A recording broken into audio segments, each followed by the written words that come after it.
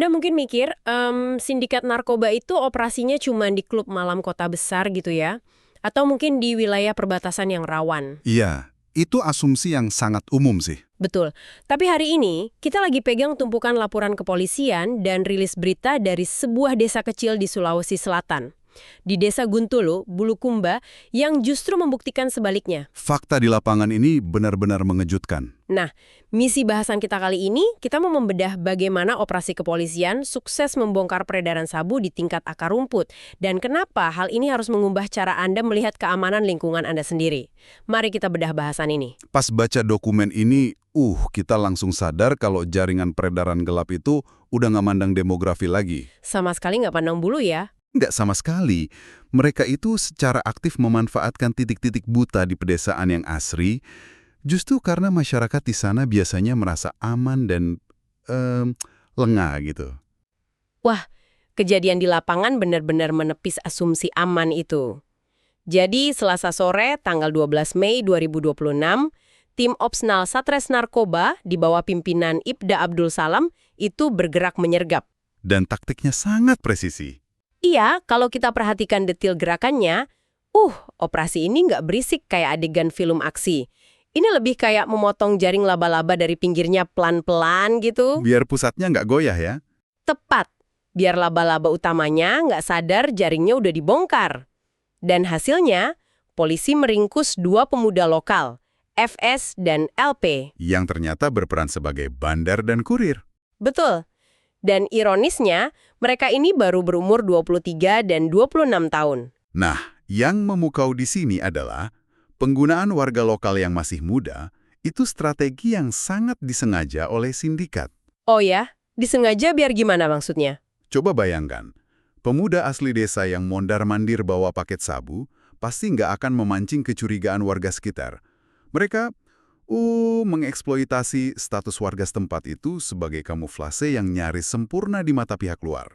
Sembunyi di tempat yang terang benderang ya? Sangat cerdik. Tapi tunggu, ada detail tanggal yang memancing rasa penasaran saya dari dokumen ini. Penangkapan kan terjadi tanggal 12 Mei. Iya. Tapi Kasat Narkoba Polres Bulukumba, AKP Salihudin, baru merilis kasus ini ke publik sepekan kemudian, tanggal 19 Mei. Betul sekali. Dugaan saya nih, apa polisi pakai jeda seminggu ini secara diam-diam buat menyadap ponsel para pelaku, sambil mantau siapa bandar besar di atasnya yang mulai panik nyari barangnya yang hilang? Analisis yang sangat jeli. Jeda 1 minggu itu sebenarnya masa keemasan atau golden time ya untuk pengembangan kasus. Jadi emang ada tujuannya ditahan gitu ya? Pasti. Kalau polisi langsung gelar konferensi pers di hari penangkapan, pemasok di atas mereka otomatis akan sadar ada kebocoran. Oh, mereka bakal langsung putus kontak? Putus kontak, menghancurkan barang bukti, dan langsung menghilang.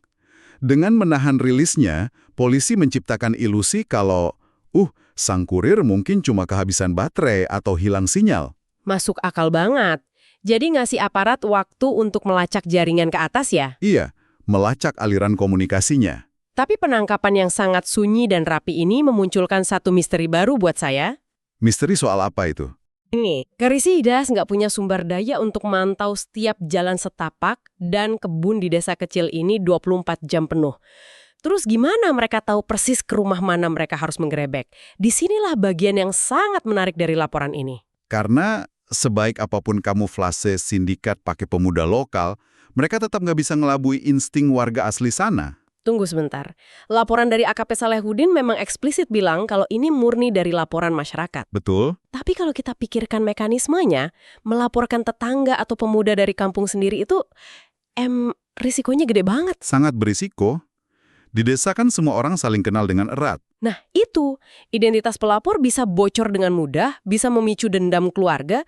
Gimana warga ini bisa seberani itu buat lapor? Jika kita hubungkan ini dengan gambaran besarnya, disitulah letak keberanian luar biasa dari warga Herlang ini. Penegakan hukum di area pedesaan itu nyaris mustahil kalau cuma ngandalin patroli luar. Karena jaringan narkoba lokal operasinya sangat tertutup. Ya, mereka menyamarkan transaksi di balik aktivitas biasa, kayak nongkrong di gardu gitu. Petugas asing yang masuk ke desa pasti langsung memicu alarm jaringan mereka. Jadi ketahuan duluan kalau polisi masuk? Tepat, makanya warga lokal jadi satu-satunya sensor yang bisa mendeteksi anomali. Wah, mereka ini berfungsi layaknya kamera pengawas alami gitu ya? Istilah yang sangat pas. Warga tahu pasti kalau ada kendaraan asing yang terlalu sering lewat, atau misal kenapa ada pemuda yang mendadak sering terima tamu dari luar desa di jam-jam ganjil. Dan kepekaan organik komunitas semacam ini terbukti jauh lebih efektif dalam mendeteksi kejahatan daripada teknologi pelacakan secanggih apapun. Betul. Keberhasilan Polres Bulukumba ini benar-benar menegaskan kalau penegakan hukum dan kewaspadaan warga itu ibarat dua kaki yang melangkah bareng. Aparat nggak bisa jalan tanpa info dari masyarakat ya? Sama sekali nggak bisa untuk memutus rantai narkoba ini. Sebuah kolaborasi yang krusial. Warga menyuplai intelijen lokal yang berani, dan polisi mengeksekusinya dengan presisi taktis tanpa membocorkan rahasia. Hasilnya sangat luar biasa. Dan ini membawa kita kembali pada Anda yang sedang mendengarkan. Jika peredaran narkoba bisa menyusup ke tangan pemuda usia awal 20-an di sebuah desa kecil di Kabupaten Bulukumba, Ini jelas memunculkan pertanyaan besar untuk kita semua. ya, seberapa peka Anda terhadap perubahan kecil atau aktivitas mencurigakan di lingkungan rumah Anda sendiri saat ini?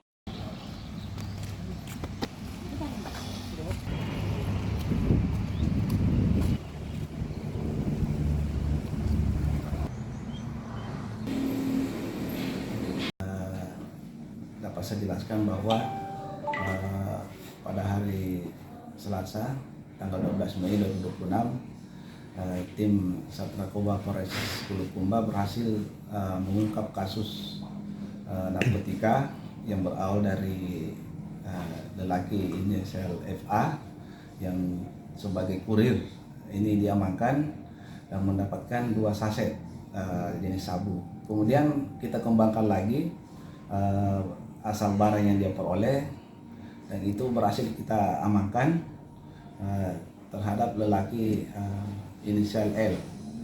Inilah kita mendapatkan barang bukti sebanyak 14 gram, dan itu didapatkan di dalam tas miliknya. Setelah dilakukan interogasi, diakui bahwa barang tersebut adalah miliknya.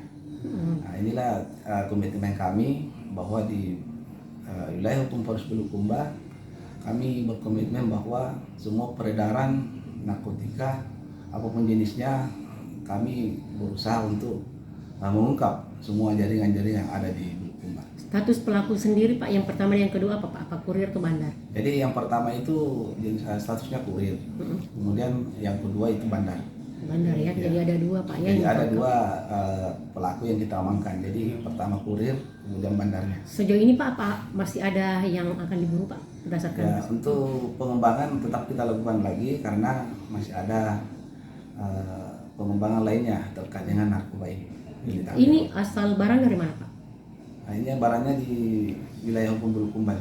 Didapat dari bukan dari lintas negara seperti Malaysia Kalau atau pengakuan tersangka untuk sementara ini masih di Bulukumba. Tidak menutup kemungkinan setelah kita berhasil mengamankan di atasnya, tidak menutup kemungkinan barang tersebut dari luar. gitu ya Pak ya. Banyaknya pertama 2 saset, kemudian 14 gram, jadi kurang lebih 15 gram. 15 gram Pak ya. Sejauh ini Pak, Satres Narkoba sudah mengamankan berapa pelaku narkoba Pak di Bulukumba?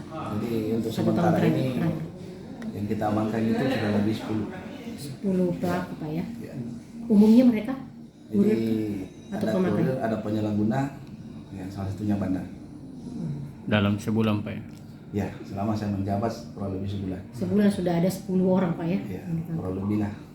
Banyak masyarakat agar membantu kami dalam hal pengungkapan. Lihat Kak dulu. Siapa namamu? Namamu? Itu ini nih yang 2 saset. Kuliah. Yang 2 saset toh? Siapa suruh kau? Siapa suruh kau? Itu. Tidak, yang suruh bawa kau ke sini. Ini yang 2 saset. Siapa yang suruh bawa kau ke sini? Leo. Leo. Di mana Leo sekarang? Di sana Kak. Di mana? Di rumah kosong sana Pak. Siapa rumah di situ? Di rumah tuh. Leo betul ini yang punya toh? Iya Kak. Leo toh? Nggak bohong mau kau. Leo punya ini yang 2 saset. Iya Kak. Dia Kayak itu suruh. dia suruh ke bawah ini. Hah? Siapa yang temani Leo sekarang di sana? Dia juga Kak. Sendiri ya? Iya. Tadi waktu di sana kok. Iya Kak. Sendiri ya? Iya. Loh.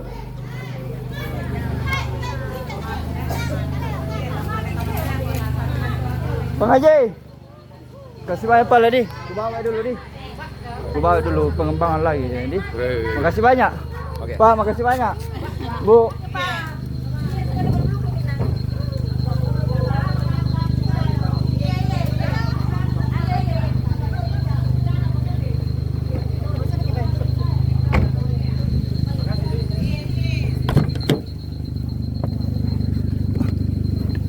Kau bajingan.